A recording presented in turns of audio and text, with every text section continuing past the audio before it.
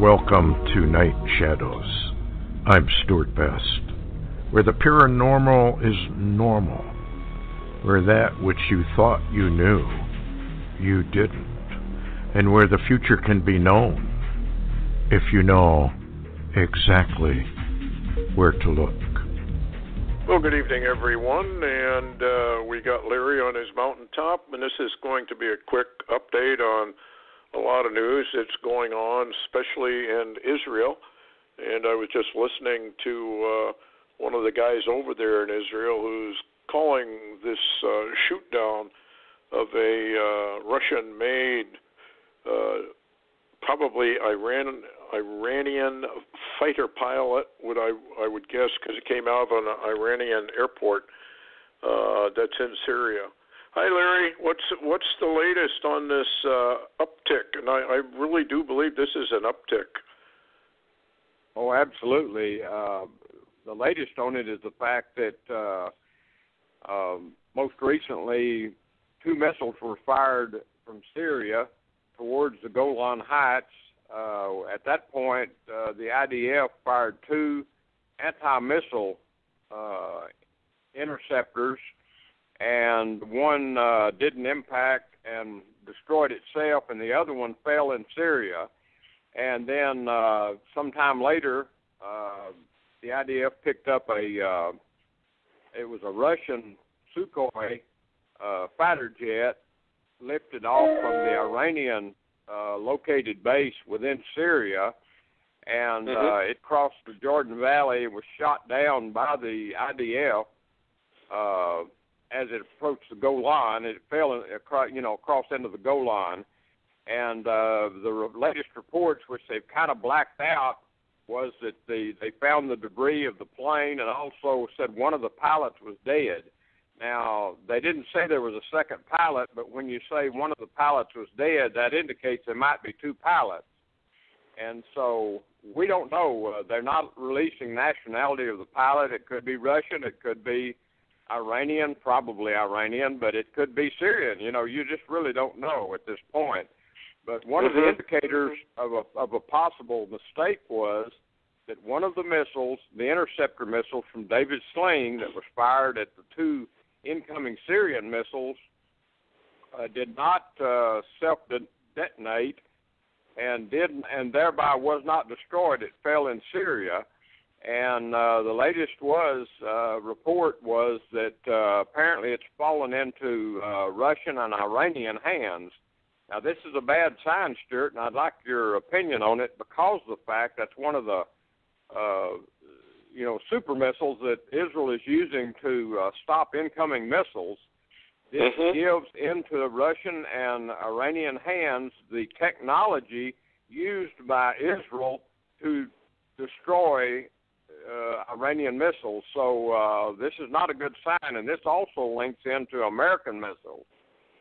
Well, this is very, very interesting in view of the fact that Iran got a hold of one of our drones, and obviously they can rapidly backwards engineer, and they can find out ways to circumvent the technology that's embedded. And then we had, of course, China, who we get a lot of our computer high-tech stuff from that's in our military use. China's a sworn enemy. Russia's a sworn enemy. In fact, essentially right now, the entire world's basically a sworn enemy. So, yeah, we're in a lot of trouble, and it's coming right at about the correct time for all of this. I was reading an article here, and it's kind of interesting. It's about the signs. Everywhere a sign is the title of it. But what's interesting about it is the state law that was enacted on July 19th, right around 3 in the morning, Israeli time. The media likened the law's unexpected significance and late-night passage as a thief in the night. Now, isn't that interesting? Wow. Calling it a thief in the night. And here we are on the brink. We don't know how Israel's going to respond to that jet that came into their airspace. Are they surmising? Have you heard anything about whether they're surmising this was an Iranian pilot or even possibly a Russian pilot? Or are they ever going to be able to find out? I don't know if we'll ever really know. That's blacked out now, and what little I obtained was all there was, and very quiet at the moment. Wow. Okay, so Israel passes this law, which is, some people are saying is just as significant as 1948. We're at the 70th year of Israel's 1948, May 14th. We're in the 70th year of that. 70 has a tremendous significance. Here's another little bit. Now, I didn't realize this, and I don't know how you would vet it. 2 days later, after they did the thing on the 19th, July 21st, which was the 9th of Av, called the darkest day in Jewish history, when both ancient temples were destroyed and Jews were expelled from various countries in Europe. On this day, a new all-time record number of Jews ascended to the Temple Mount, 1,440. Now, isn't that an interesting number? 1,440 times 100, 144,000. Wow. So something is going on that people are just really totally unaware of. We've had all these signs coming and going, and then we have, all this business with Trump. What's the latest on the attempt to try and get rid of Trump?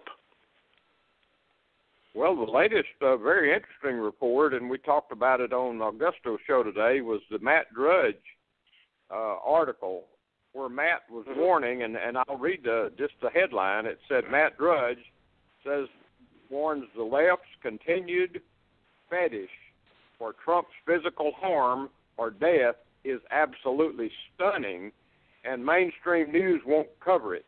So that's, I think that's one of the, if you will, a clue to where this may be directed. Well, here's something. Google, there's been a couple of articles published on it. Google evidently ran something. Google translates bizarre doomsday warning. This was published on July 23rd. Kind of interesting. It says fears of an imminent apocalypse have been sparked by a mysterious warning for Google Translate. The language translation app is telling users that we're approaching the end of times. No one's quite sure why. Typing the word dog into Google Translate and translating from, Yoruba, a West African language, to English, spits out the exact same word, dog. Type dog 22 times in a row, and a sinister message appears. Doomsday clock, 3 minutes at 12, it begins. We are experiencing characters and dramatic developments in the world, which indicates that we are increasingly approaching the end times and Jesus' return. The bizarre message was first discovered by users of Reddit, several of whom simply described it as creepy. Now, the other thing is, if you type in a little different, I guess it comes up with the rise of Antichrist instead. Isn't that interesting? Wow, Stuart. So these messages... That sounds like, sounds like an incredibly cryptic message or warning. And what's interesting, who would have thought you would ever read that on Google? Yeah, because Google really is all about Antichrist. There's no question about it, and the times of the end and all of that sort of thing. We've known that, I guess, for some time. But this is kind of kind of weird to me. And when you combine that with what's going on in Israel, the passage of that making Israel the state and all that, and with all of the timelines we have, and then have you heard anything about the sun? I know they were talking about a great big coronal hole is developing. Have you heard any more about that one? The only thing I've been following is that the coronal hole is open. We're being hit with the stream, and the UV seems to be really, really high at the present time. Yes, it is. It's high all over the United States. People really aren't paying much attention to it, but you should, because it burns you. Not only can you get a sunburn, a lot of people don't burn very easily, but what it does, it goes down below, according to the EPA, and burns subdermal areas. And anyway, here's another one before we have to close. Terror-struck Russian natives cry to God as sun goes dark in the middle of the day. It went dark for exactly 3 hours. Now they're laying the blame on huge forest fires that are taking place over there. So, kind of interesting, all of this. What else you got? We probably have to come back to talk about Barry's Bible code, but maybe you could rush the words through. Give people something to think about. Very interesting. I just wanted to piece in the fact that watching some but YouTube reports lately, there's a lot of dust in America now that has came from Africa, and it came right up across the Gulf of Mexico and across where I'm at, and I guess it's moving up your way. So there's a lot of dust in the air. Yes, and nobody knows what's in it either, for sure. And who knows what they're doing with the chemtrailing. And Barry's got a new code up, which has a very strange thing about Obama. I'm a firm believer that Obama's going to return. A lot of people think that's nuts, but it's kind of interesting that he shows up in the Bible code along with Mars. Has he done any more on it that you know about? No, that hadn't been released yet. Well, that's kind of interesting that he's doing all this good work, but we got all kinds of clues now about Obama returning, and we know about, there's when I did that research on Tithonia, there's no question that and by the way, we have that up, everybody, for YouTube. It's on Angel Fall 923, and it's really going to be fascinating to watch it, because I think it proves conclusively not only are we on Mars, but ancient civilizations were also on Mars. And it's all part of the alternative 3 and backside of the moon, Mars, and who knows where else we are with their anti-gravity TR-3Bs. They can go about anywhere they want, according to Stephen Greer. Anything else you got, Larry? Well, I was just wondering if you've got any new data on the 27th, the moon, Mars. Not anymore, but when you take the blood red moon over Jerusalem, when you take the closest approach to Mars, when you couple in Tu B'Av and some of the numbers that go into that, you got a problem.